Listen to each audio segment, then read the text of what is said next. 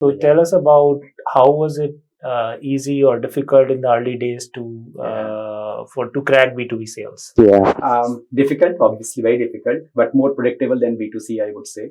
B2B, you know which customer you're talking to, who's the buyer, and what is important for them, even though it is taking time. And that's why having a bootstrapped journey was a safer option, because that journey is going to be long, and the horizon that you should be much longer than sometimes in a B2C journey. But what I felt more comfortable, again, it is coming down to how well do you know yourself, your own strengths and weaknesses, where the gamble of B2C, where things can go really big and a very big jackpot, correct, or nothing, versus a B2B, where there will be a business, a sustainable business, which can not be as big as a B2C company, but it will be a viable business. So the journey I took at that time is, or still is, B2B. And once you take a decision, then you usually don't reflect back. And for me, once decision that I'm going back to India, I've never thought about was it the right decision or not. Yeah. Just on a lighter note, my wife asked some time ago that you think you should have married somebody else. I said I never thought about that because the decision is done. Good answer. Yeah, it's not an option to think about it. Similarly, and in B2B, once we have figured out that that's a journey we are taking, then you have to figure out what is the way to get to the customer. And for me, the first customer was again Deloitte. You use everything that you have to get to the right person, have enough credibility in your experience so far that people will trust you, what you are saying you will deliver, and then you get your first customer. But the surprising part in the journey was that even after the 10 customers, I thought now the things are set. But even after that, the selling to a B2B enterprise was always, it took a long, we now have more than 100 customers. So getting to that stage where I am not required in the initial discussion and engagement took much longer than I thought it would take. I think typically around when you reach ARR of about $1 million or something, that's when you can afford a team which can do the sales, right? Absolutely. But the one more angle was that how mature the market where you are playing is. Because our product is a more innovative product. There is a customer education required. The problem, sometimes they're not aware of the problem, but once they start using, they realize the problem. So in the journey, if I'm selling a CRM to a larger enterprise, very niche CRM also, but they will be more educated about what we are selling and how it's going to benefit.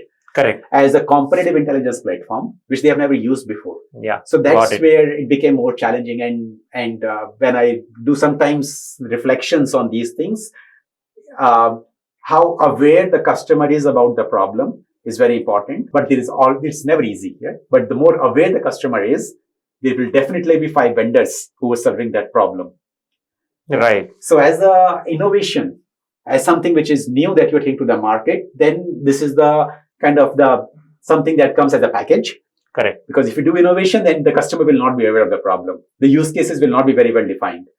And then you have to go through that journey of defining those use cases for the customers, have the patience to get the customer to a stage where they are gonna be buying it and paying whatever you're asking for them. But the journey, which I find is so beautiful, because you have a lot more things in control, and what you are doing, you are solving problems all the time. Yeah. And it's a long game. Correct. So that's where when I talk about building B2B SaaS, what we are doing is, and building an organization, to be precise, with my friends, is I say that this is exactly like a video game where you cross level 1, you think you got it, and then level 2 comes. Oops. Okay, I never thought about this problem. And then you cross level 2, and then the level 3 comes. So it's a very, very interesting video game in that sense, if I could draw an analogy. So playing video game may not be a bad thing. Yeah, as long as you have profitable business which is running, and then you can play. Otherwise, it's like a war where you are surviving for the next month's salary, and then there are many hard problems will generate if the cash is not coming. Cash is the most important thing. Correct. For any business. Yeah. So So that you have to keep that in mind and play this beautiful long-term game. Yeah, I Yeah. think that's also the litmus test I generally discuss with founders, our portfolio companies, is that at any given time, if cash is going down and it's not part of your strategy, your business is dying a slow death, right? Absolutely. So Absolutely. you can track that on a weekly basis, on a monthly basis, on quarterly basis.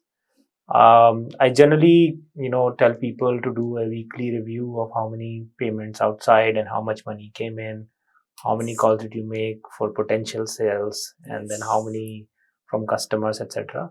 So just simple checks, I think, which are still relevant, because ultimately,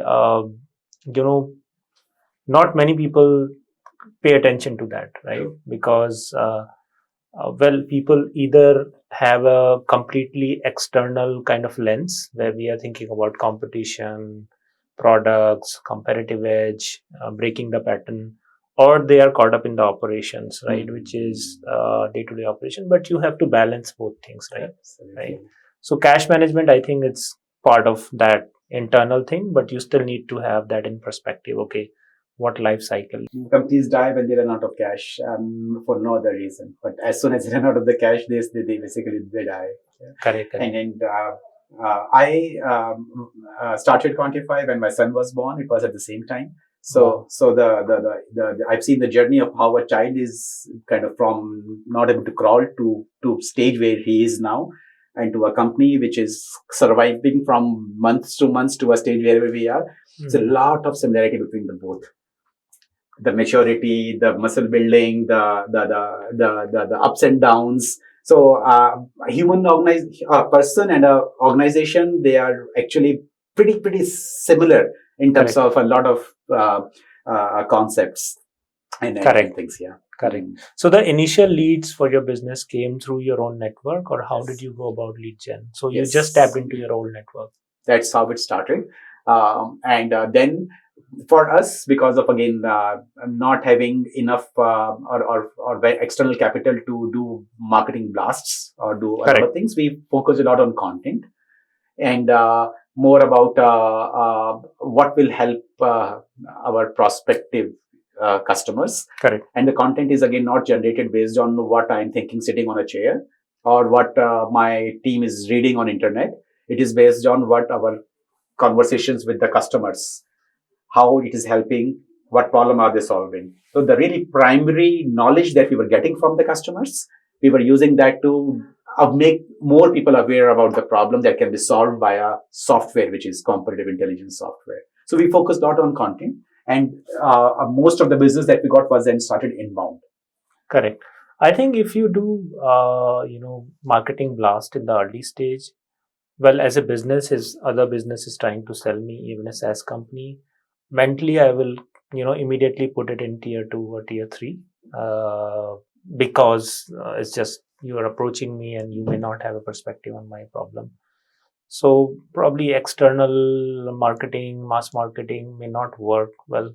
Some businesses it may work, but generally as a business owner, you will generally put that in tier 2 or tier 3 kind of a provider. Yeah. So that's also a risk. So talk to us about where Quantify is today. Maybe a little bit about size of business, team, what segments are you serving? Would like to learn. Yeah, absolutely. So we are almost 350 people in terms of the size of the team. We have customers across the world in different geographies. Majority of the customers are in the US and Western Europe. I find customers, especially in the US, more open to trying out things, new things, more trustworthy when they, as compared to the region where we are, Asia Pacific region. It's difficult. I found it is difficult to sell here as compared to the markets which are more developed markets. A lot higher side customers is IT technology companies selling to other businesses. Yeah, so B2B companies are our customers. Management consulting also, a big part of management consulting is our customer because of my background, where I come from.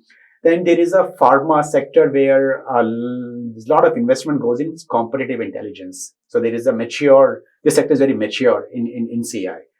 Besides these three, there are banking and financial services is where we have seen growth, especially fintech and that area. Wherever there is a change in the industry, which means disruption of any kind, is where we have seen more adoption for market intelligence and competitive intelligence, because our customers want to be aware of what is changing. When there are less changes, more traditional government-driven sectors, there is enough knowledge about the space within the experienced people that they don't need a software, because things are not changing so fast for them. So the space where we operate is horizontal per se. Any industry, any company, any geography can benefit from it. But these are the sectors where we have seen higher adoption coming in. So this, just thinking about, you will be feeding into the strategy function of the organization. That was another learning, is who's your customer, how well defined that ICP is a very important area. So our journey from the data feed provided to Bloomberg and LexisNexis to a competitive intelligence platform was that we already had this thing. Now, what else we can do with it? So it became more of a competitive intelligence platform. But we did not, at that time, focus so sharply on the ICP, the problem that ICP has, and do they have a budget, the line item or not. So for us in the beginning, it was competitive intelligence teams. There are organizations, mature organizations, but they have dedicated teams tracking markets, tracking competitors. They are sometimes within the strategy functions. Sometimes they are not within strategy, but in sales function, tracking competitors from the deal support perspective, from the battle card perspective. And sometimes they falls within the marketing function. Also, product marketing especially. What we have seen is because of the leader of that function is interested in knowing what is changing in a more structured manner. That's where there is adoption which happens. Correct. So this was the reason that it's a space where it's still in the evolutionary phase, where there are companies when they start using it, they use it. We don't have a very low churn. Okay. But the new customers is usually not driven by a function like a CRM is sales, HR is with HR. There is no specific function right now. We're saying I need a competitive intelligence software, because many functions can benefit from it. Right. In fact, we lost one customer so many years ago because of exactly this reason. They all fought from whose budget this will come from, and they could not take a decision.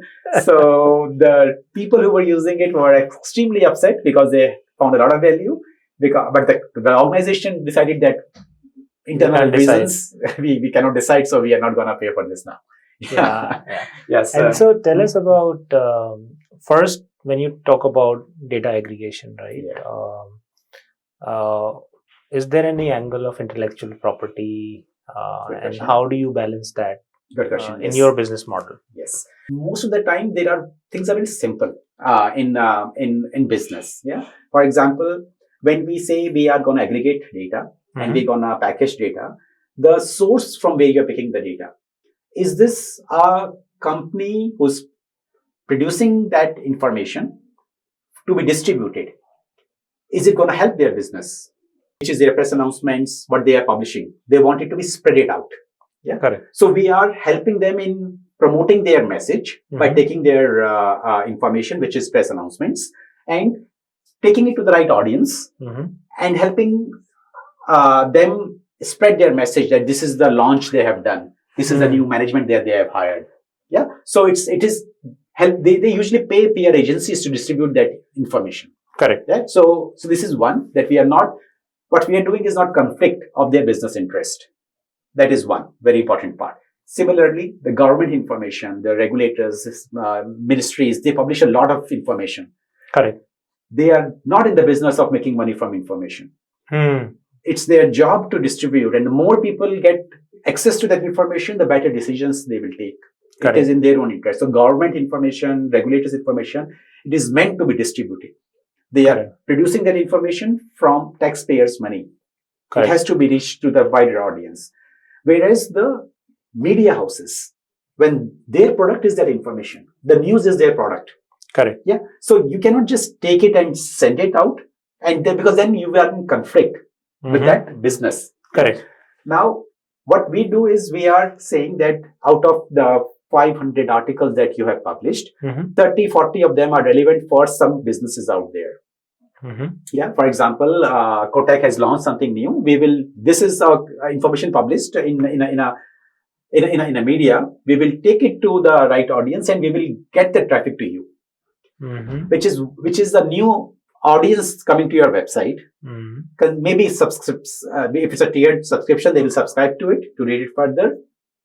If it's an ad-driven business, more ad views.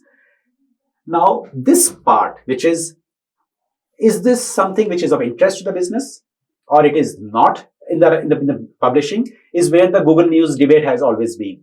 Correct. Google News is something which is generating a lot of business for media houses, and that's why they are not pulling themselves out. Whereas we are doing something similar in the sense, but specifically for the corporate news that they are putting on their website. Yeah. So we have to be very, very careful with how much information is displayed to the end customer, because we want this end customer to go to the original website. That is the most important mandate in our system.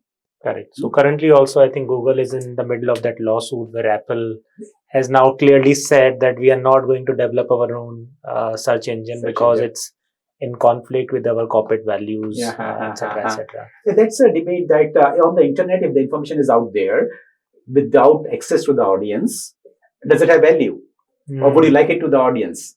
So there is a on internet there is a fair usage doctrine where how much of information you have picked, is it in the conflict of the original publisher, how